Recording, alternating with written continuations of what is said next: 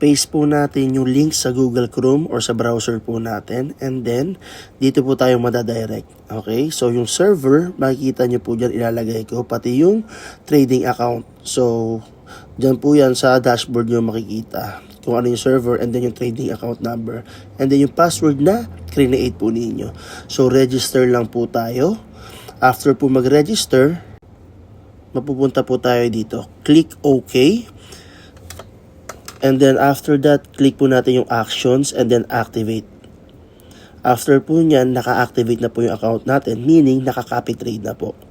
Scroll down po natin, punta po tayo sa subscription strategy para po mabago natin yung lot size.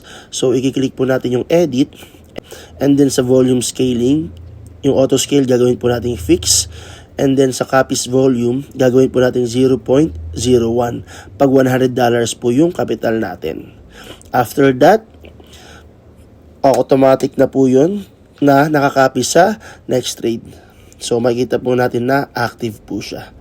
So kung gusto nyo taasan lot size nyo, punta lang po kayo sa subscription strategy and then edit yung copies volume.